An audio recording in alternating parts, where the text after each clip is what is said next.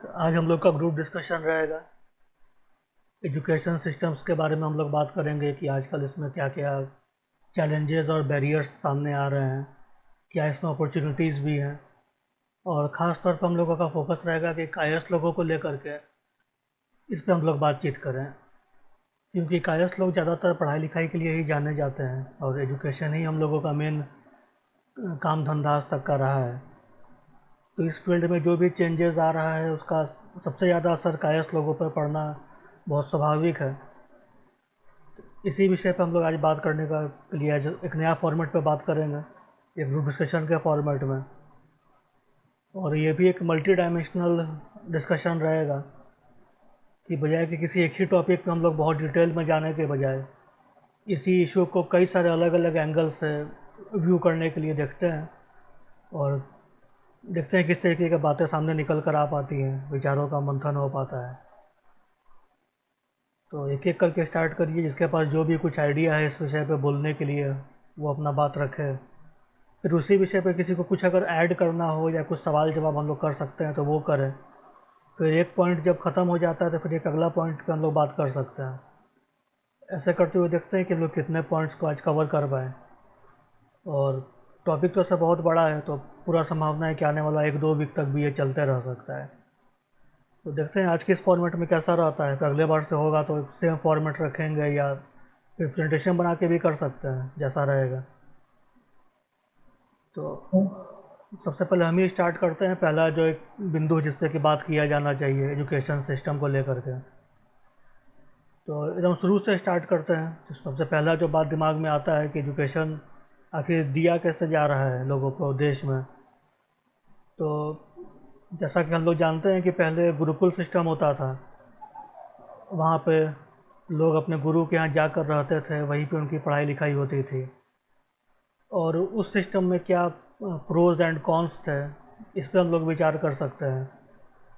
वो सिस्टम हज़ारों साल तक चलता रहा और सक्सेसफुल भी रहा, उसके चलते कोई ऐसा कमी समझ में नहीं आता है कि वो कहाँ फेल किया हो। फिर अंग्रेज़ लोगों के आने के बाद मैकॉले ने उस शिक्षा व्यवस्था को ध्वस्त कर दिया और एक वेस्टर्न एजुकेशन का सिस्टम ला दिया गया, जहाँ पर कि एक वेस्टर्न एजुकेशन, एक कॉन्वेंट स्टाइल के स्कूल्स और कॉलेजेस का इंडिया में स्टार्ट किया गया। और उस समय के जो भी थोड़ा संपन्न वर्ग के लोग थे उनके बच्चे लोग वहाँ जाके पढ़ने लगे। इसमें कायस्थ लोग सबसे आगे थे, क्योंकि उनके पास सरकारी जॉब्स भी था और अंग्रेज़ों के साथ भी अच्छा संबंध होता था। तो वो लोग सबसे पहले गए। तो वेस्टर्न एजुकेशन जिनको मिला कॉन्वेंट स्कूल्स में, कॉलेजेस में, फिर वो कई लोग विदेश भी गए, लंदन जाकर पढ़ाई किया लोगों ने। तो उससे एक ठीक है, ग्लोबलाइजेशन का पहला शुरुआत हुआ इंडिया में और साइंस टेक्नोलॉजी के बारे में बात हुआ। पर साथ ही साथ एक वेस्टर्न और ख़ासतौर पे क्रिश्चियन आइडिया भी देश में आना शुरू हुआ।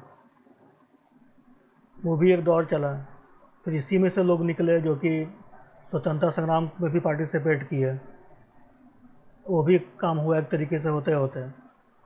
फिर एक तीसरा दौर आता है आज़ादी के बाद का, कि जब अंग्रेज़ चले गए उस समय भारत के पास एक मौका था कि वो कौन सा सिस्टम चुनेंगे, वो अपने हाथ में था कि हम फिर से गुरुकुल सिस्टम को चलाएंगे या अंग्रेजी सिस्टम को ही चलाएंगे। लेकिन लगता है कि इसके ऊपर कोई ख़ास ध्यान नहीं दिया गया और जो चल रहा था वही चलने दिया गया।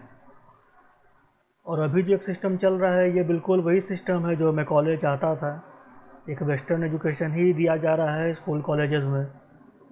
और जैसा कि मैकॉले ने खुद भी कहा था कि इसका जो मकसद है इस एजुकेशन सिस्टम का, वो ये है कि भारतीयों के बीच में एक अंग्रेज मानसिकता वाले वर्ग का विकास किया जाए, जो कि बाहर से देखने में तो भारतीय होंगे पर अंदर से सोच विचार से वो अंग्रेज के समान होंगे। और पढ़ाई का जो मेन पर्पस भी था वो अंग्रेजी गवर्नमेंट जॉब्स के लिए क्लर्क्स को पैदा करने का था।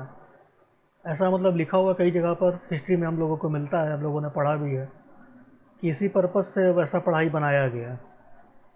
और वही सिस्टम चल भी रहा है अभी तक भी स्कूल में, कॉलेजेस में। तो भारत ने इसमें कुछ इनोवेशन नहीं किया कि हमारे ज़रूरत के अनुसार इसको हम लोग कुछ चेंज कर सकते हैं।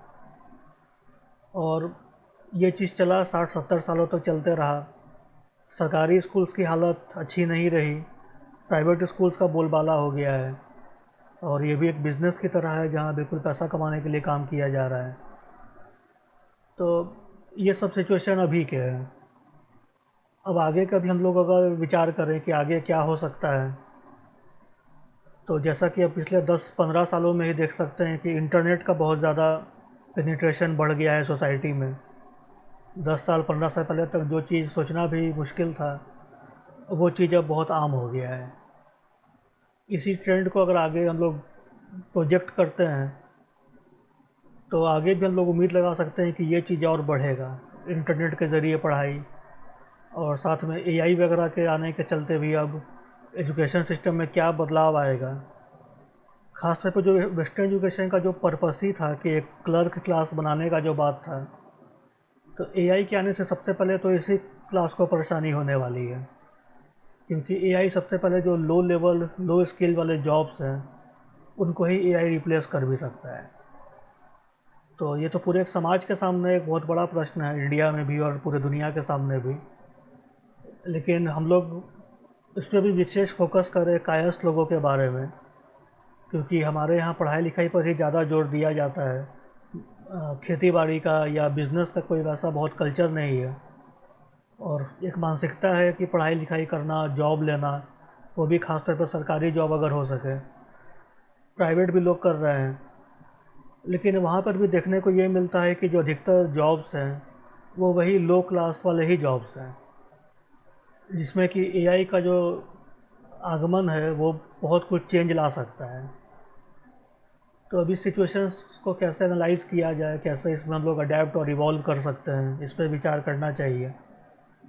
और क्योंकि कायस्थ लोगों के पास और कोई रिसोर्स नहीं है, लैंडेड प्रॉपर्टी खेती ज़मीन नहीं है बहुत ज़्यादा, और बिज़नेस का कल्चर नहीं है, पूरी तरीके से हम डिपेंडेंट है जॉब पर ही। और जॉब फिर निकल के आता है एजुकेशन से ही, वो उसी से जुड़ा हुआ है।